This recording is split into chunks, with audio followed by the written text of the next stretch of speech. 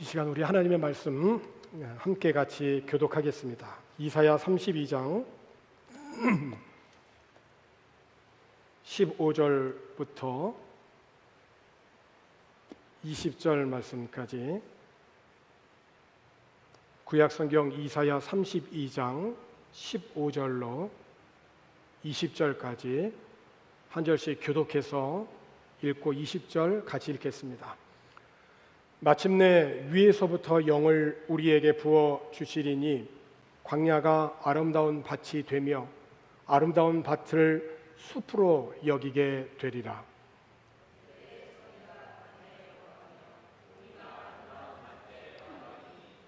공의의 열매는 화평이요 공의의 결과는 영원한 평안과 안전이라.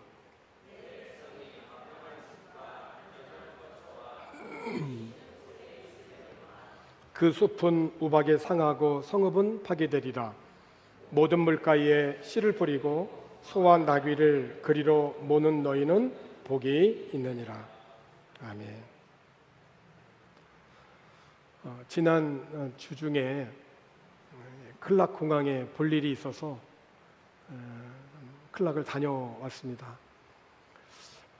한국에서 클락으로 하루에 6편의 항공편이 운행되는 것을 보았습니다. 여기에 이제 한국에서 마닐라까지 항공편까지 합하게 되면 더 많을 것으로 이렇게 보입니다. 그러고 보니까 어느덧 코로나가 완전히 종식된 것은 아니지만 지난 3년이 넘은 코로나 팬데믹 기간 동안 이 삶의 모든 영역에서 지켜주신 하나님의 은혜에 감사를 드리지 않을 수가 없습니다. 그리고 어느덧 상반기를 결산하는 또 이제 6월 달이 되니 세월이 참 빠르게 지나간다는 것을 또 느끼게 됩니다. 하나님이 허락하여 주시는 하루하루를 주님이 주시는 기쁨과 즐거움으로 살면서 오늘 우리와 우리 각자에게 맡겨주신 그 사명을 기쁨으로 감당해가는 성도들이 되기를 주님의 이름으로 축원합니다. 성경 66권 가운데서 가장 긴 분량이 시편이죠. 그 다음이 에레미야입니다. 그 다음이 세 번째가 이제 이사야죠. 그래서 뭐 대선지서, 소선지서, 이거는 그 사람이 크고 작고를 구분한 게 아니라 분량이 많고 적고, 그래서 이제 대선지서, 소선지서 이렇게 얘기를 하죠. 그 중에 이제 오늘 본문에 속한 이사야는 그 이름의 뜻이 여호와는 구원이시다 라는 뜻입니다. 그러니까 구원이라고 하는 것은 오직 하나님으로부터 나오는 것이다 라고 하는 것이 오늘 이사야의 기록 목적이기도 합니다. 사람에게서 나오는 것이 아니라 하나님에게서 나온다는 것을 보여주기 위해서 기록한 책이 이사야서예요. 그래서 이사야의 이 긴 내용이지만 그 긴 내용을 세 가지의 단어로 요약을 하면 구원, 심판, 그리고 회복, 구원과 심판과 회복의 내용을 담고 있는 것이 이 이사야서입니다. 근데 이 이사야서가 기록될 당시의 그 시대적 상황이 어떠했냐면, 당시 아수르가 발흥을 하면서 이스라엘 국민들의 마음속에 아수르하고 연합을 해야 우리나라가 살 수 있다, 우리가 살 수 있는 길은 아수르와 연합을 하는 것이다 라고 하는 견해를 갖고 있는 세력들과 반대로 그거 아니다, 아수르가 아니야, 정세를 한번 잘 봐, 애굽이 더 낫다, 애굽을 의지하고 애굽과 연합을 해야 우리 이스라엘이 구원을 얻고 살아갈 수가 있어 라고 하는 이 두 개의 정치적인 견해 세력이 팽배하던 때입니다. 그러니까 그 어디에도 하나님이 구원이시다라고 하는 것을 찾아볼 수 없었던 곳이에요. 그래서 이사야 선지자는 인간적인 그런 세력을 의존하는 것을 스탑하고 그만두고 오직 하나님의 능력만을 의지하고 신뢰해야 될 것을 강하게 전했던 겁니다. 구원은 하나님으로 말미암는 것이지 우리들이 보기에 이 민족을, 이 백성을, 이 힘을 의지하면 될 거라고 하는 것이 아니라고 하는 것을 곳곳마다 가는 곳마다 이사야는 전했습니다.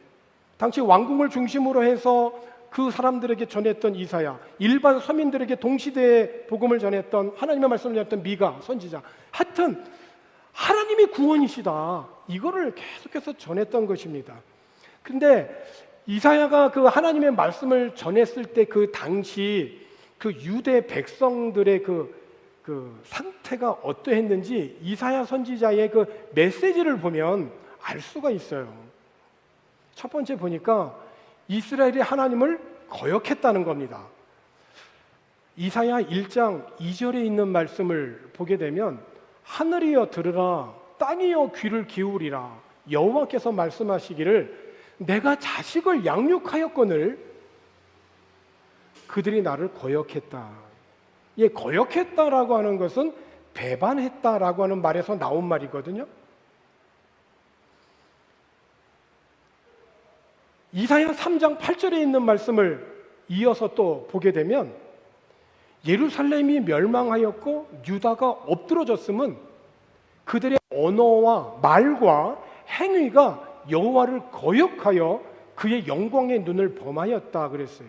그러니까 그 찬란했던 영광스러웠던 예루살렘이 멸망을 하고 엎드러진 것은, 무너졌던 것은 그들이 하는 말, 그들이 하는 행위가 여호와를 거역했기 때문에 그 민족이 무너질 거다라고 하는 그런 거예요. 당시 이것이 이제 이스라엘의 상황이에요. 그러니까 첫 번째 이스라엘 백성들의 상태는 하나님을 거역한 백성들이에요. 자, 두 번째는 이스라엘이 하나님을 알지 못하고 깨닫지 못했다는 거예요. 하나님이 어떤 분인지를 알지 못하고 깨닫지 못했다는 거예요. 결국 역사는, 성경은 하나님이 어떤 분이시고 우리가 어떤 존재인가를 가르쳐주고 그 말씀을 통해서 우리의 삶이 변화되어지는 것이 성경이 우리들에게 주는 목적이잖아요. 아무리 성경을 많이 읽어도 우리들의 삶이 변화되지 않는다면 소용이 없는 거고요. 그런데 이스라엘 백성들이 상태가 어떠냐면 하나님을 거역했고 그 거역한 배경을 보니까 하나님을 알지 못하고 하나님에 대한 깨달음이 없다는 거예요. 이사야 1장 3절 있는 말씀을 보니까 소는 그 임자를 알고 나귀는 그 주인의 구유를 알건만은 이스라엘은 주인 되신 하나님을 알지 못하고 나의 백성은 깨닫지 못하는도다. 매우 죄송한 말씀이지만은 짐승들도 주인을 알아보지만 사람은, 너희는 진정한 주인 되신 하나님을 알지 못하면 너희는 짐승만도 못하다. 그것을 지적하고 있는 겁니다. 하나님을 알지 못하고 깨닫지 못했다. 그게 당시 영적 상태예요. 세 번째는 그래서 이스라엘은 하나님을 버렸다는 겁니다. 이사야 1장 4절에 있는 말씀을 보니까 슬프다. 범죄한 나라요, 허물진 백성이요, 행악의 종자요, 행위가 부패한 자식이로다. 그들의 여호와를 버리며 이스라엘의 거룩하신 이를 만홀히 여겨 멀리하고 물러갔도다. 그러니까 하나님께서 이 세상에 가장 귀한 보배이신데 이스라엘 백성들은 그 하나님을 버렸다는 것입니다. 그러니까 예수님께서 이 땅에 오셔서 너희는 세상의 소금이니 소금이 만일 그 맛을 잃으면 무엇으로 짜게 하리요? 후에는 아무 쓸데없어 다만 밖에 버려져 사람에게 밟힐 뿐이라고 하셨는데 이스라엘 백성들은 하나님을 마치 짠맛이 없어서 버린 그런 소금 버리듯이 하나님을 버렸다는 거예요.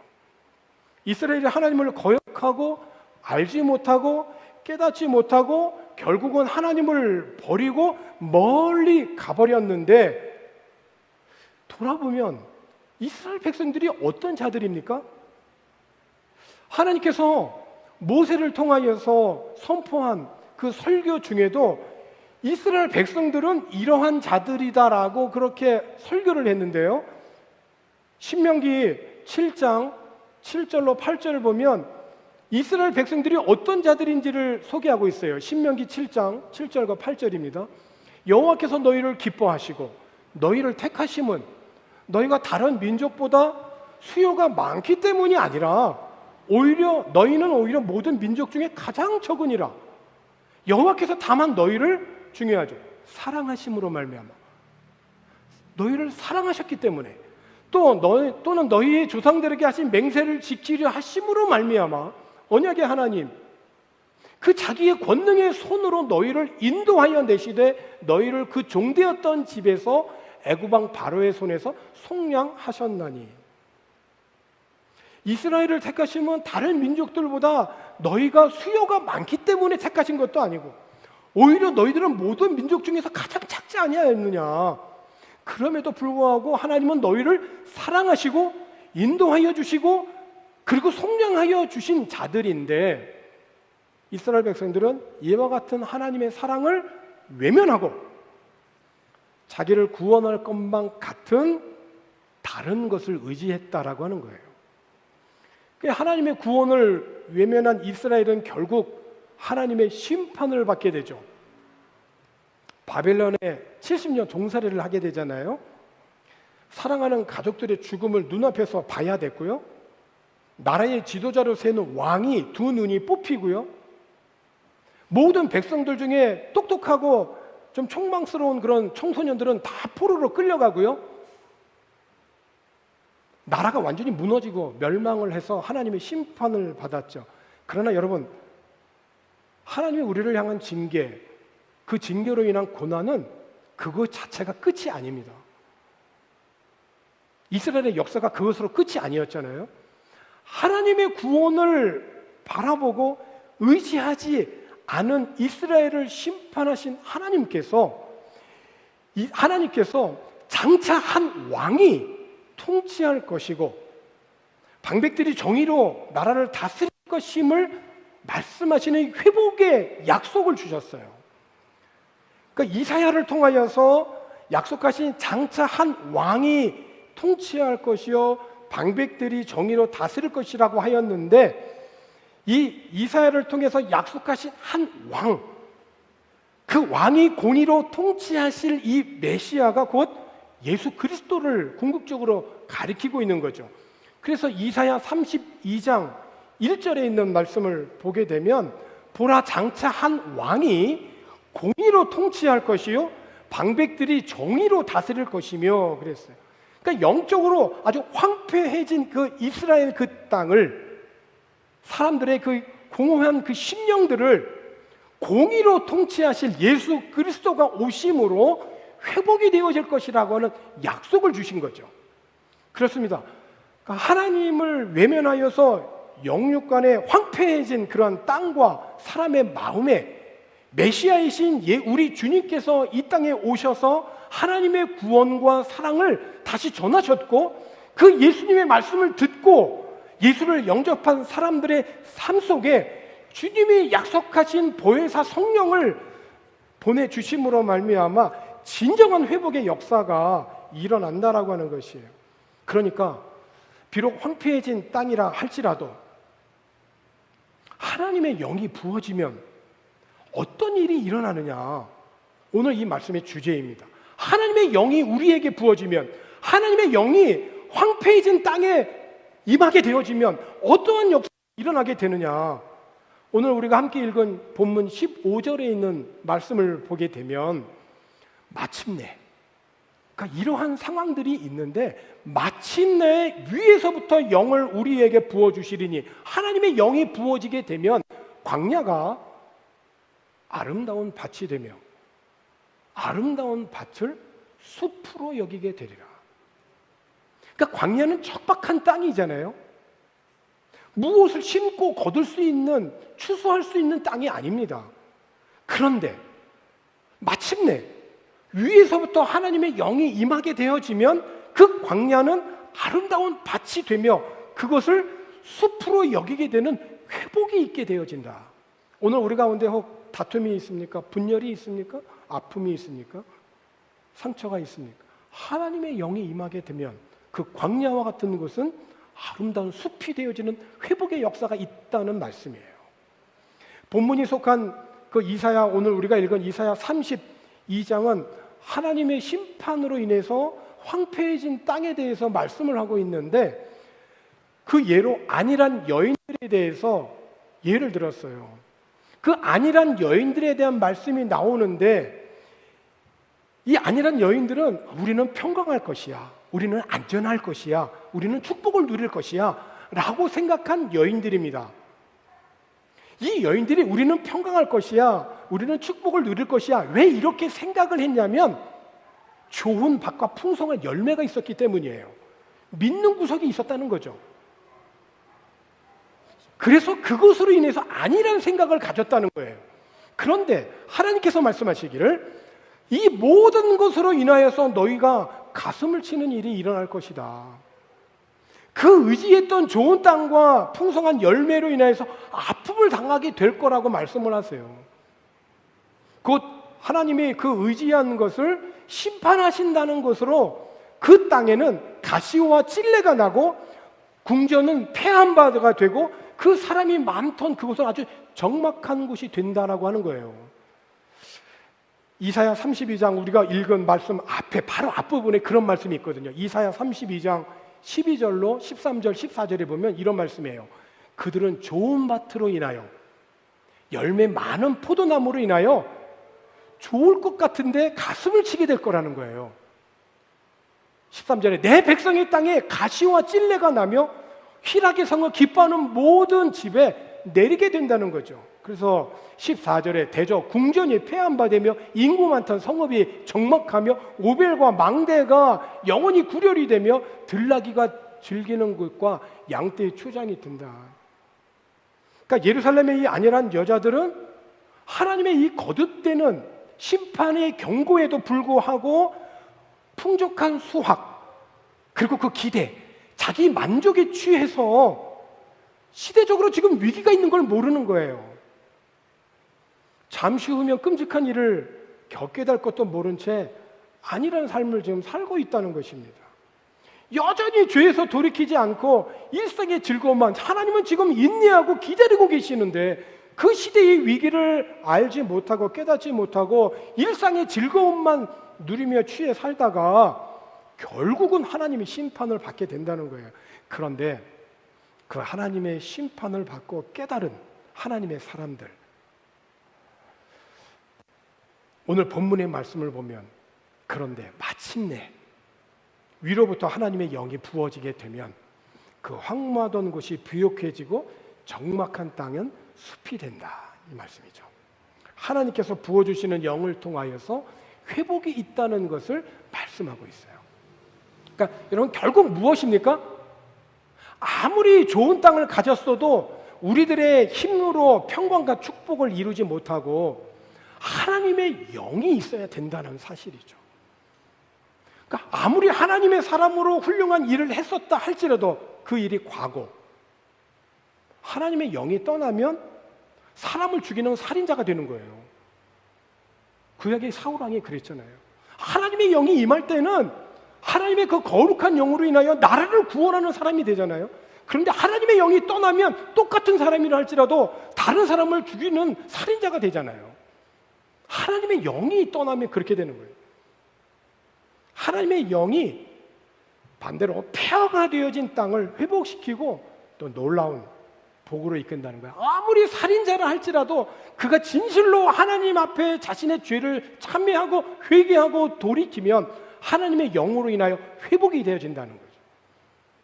오늘 우리들의 신앙도 사실은 마찬가지입니다. 환난 중에도 믿음을 지키고 회복을 이루고 신앙의 축복을 만들어가기 위해서는 주님의 영이 우리 가운데 필요한 것입니다. 그 영으로만이 우리들이 믿음의 승리를 이룰 수가 있습니다. 특별히 이사야서에서는 남은 자 사상이 있어요. 이 남은 자를 렘넌트라고 하죠. 오늘날 좋은 성경의 용어들을 이단들이 많이 취하여 사용하므로 기성교단에서는 참 이 용어들을 사용하기가 약간은 주저할 때가 많죠. 신천지, 얼마나 좋은 성경 용어인데요. 이단에게 뺏겼잖아요. 다락방, 구원파에 뺏겼잖아요. 렘넌트, 남은 자, 이런 것들. 중요한 것은 시대가 악하여도 하나님의 말씀에 귀 기울이는 남은 자들이 되어서 하나님의 영을 받고 시대적 소명과 사명을 다해야 된다는 거죠. 예수님께서 승천하실 때 거기에 예수님의 승천을 목격한 사람이 500여 명 되었습니다. 그런데 오순절날 성령이 임하였을 때 그 성령이 임한 집단적인 그 성령의 역사의 현장에는 500명이 아니라 120명이었어요. 380명은 어디로 가버린 거죠. 120명이 남아서 주님의 약속의 말씀을 붙들고 기도했던 것입니다.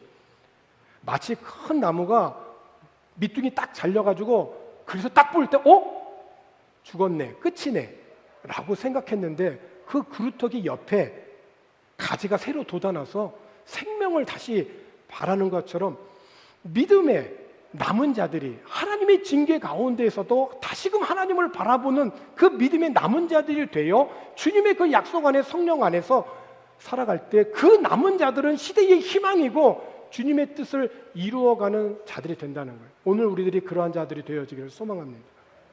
이사야 선지자가 그 아하스 그 왕을 만나러 갈 때 그의 둘째 아들 스알 야숲을 데리고 가죠. 스알 야숲의 이름의 뜻은 남은 자들이 돌아오리라 라고 하는 뜻인데, 이 아들을 데리고 그 아하스 왕을 찾아갈 때 그 이사야의 속마음이 있었던 거예요. 의도가. 근데 아하스 왕은 이사야가 전한 그 하나님의 통치 원리에 대해서는 거부하잖아요. 그래서 이 이사야가 결국 왕에게 돌이켜서 일반 백성들을 향합니다. 백성들에게 향합니다. 그런데 백성들로부터 좋은 반응을 얻지 못하잖아요. 깊은 좌절에 빠지죠. 여호와 하나님의 통치 원리를 외면한 그 아하스 왕이 거부하는 것과 마찬가지로 일반 백성들도 민중들도 이사야의 간절한 외침을 외면했던 거죠. 왕이나 일반 백성들이 외면한 것은 간단합니다. 말씀드렸던 대로 눈에 보이는 의지할 만한 것을 더 의지했던 거예요. 외교적인 정책을 하나님보다 더 의지했던 거죠. 그 왕을 설득시키지 못하고 백성들도 감화시키지 못한 이사야가 마침내 유다 민족의 남아있는 무리, 끝까지 하나님을 의존하고 살려는 소수의 무리들을 가르치기 시작했는데 그들이 렘넌트, 남은 자들이죠. 그러니까 역사의 어느 시대, 어느 사회에나 여호와를 경외하는 소수의 무리가 있어서 그들이 항상 인류의 소망과 희망으로 존속해 왔던 거예요. 왕과 백성들은 모든 사람, 대부분의 사람들은 전부 다 죄와 불신앙으로 무너졌는데 이 남은 소수의 남은 자들이 그들의 신앙과 생활을 지켜나갔던 거죠.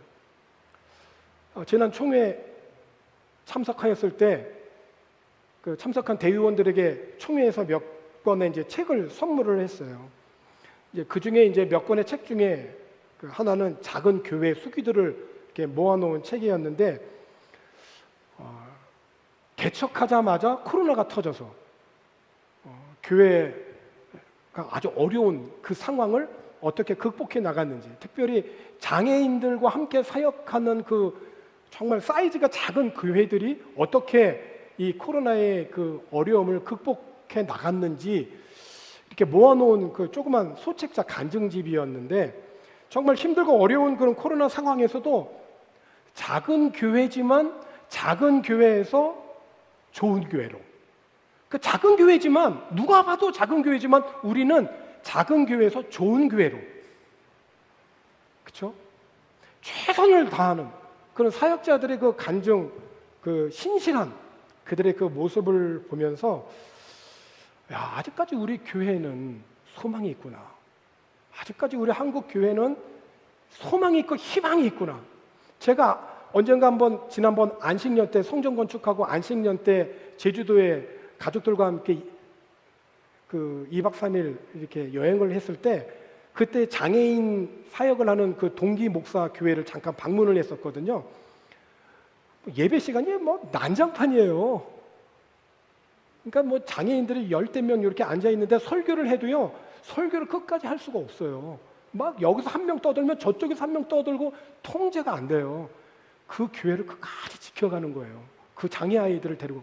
저는 그때 이제 우리 애들과 함께 거기서 예배를 드리고 왔었거든요. 근데 이번 수기집에 그 친구 목사의 그 수기 있더라고요. 그래서 그 여러 수기 중에 제일 먼저 그걸 한번 제가 찾아서 읽어보았어요.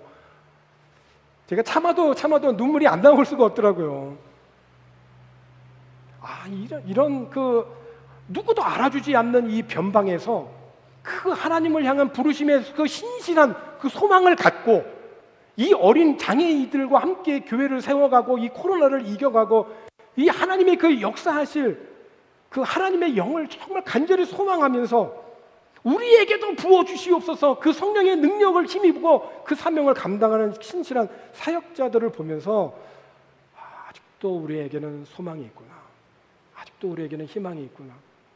말씀을 맺고자 합니다. 하나님께서는 하나님 백성의 근본적인 변화를 위해서 우리들에게 성령을 부어주십니다.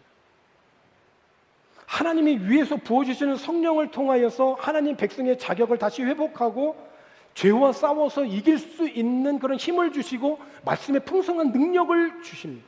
그러니까 죄로 중단되었던 그 하나님의 은혜가 회복되어질 수 있는 것은 위에서 부어주시는 성령 하나님의 은혜, 그 하나님의 영이 백성들에게 임할 때 오늘 우리들은 진정한 변화와 회복의 역사를 경험하게 되어지는 것이죠.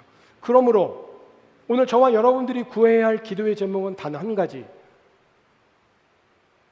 내게도, 오늘 우리에게도, 우리 가정에게도, 우리 생업의 현장에도, 우리 민족 위에도 위로부터 부어주시는 하나님의 영을 우리에게도 부어주옵소서. 그것이죠. 위로부터 부어주시는 하나님의 영으로 말미암아 황무했던 곳이 비옥해지고 적막했던 곳이 숲이 되고, 그래서 하나님의 공의와 정의가 흘러가는, 하나님이 통치하시는 하나님의 나라가 되어질 때 오늘 우리들은 그 은혜 안에서 복된 삶을 누리게 되어질 줄로 믿습니다. 기도하겠습니다. 죄에서 구원하여 주시고 성령을 부어주셔서 하나님 나라의 의를 구하며 살게 하신 은혜에 감사를 드립니다. 주님, 오늘 우리의 믿음의 공동체 위에 성령을 부어 주옵소서. 우리 각자의 삶의 영역에 성령을 부어주시고, 그래서 우리의 삶이 하나님이 기뻐하실 삶으로 날마다 변화되어 하나님의 영광이 되는 삶을 살게 하여 주옵소서. 예수님의 이름으로 기도하옵나이다.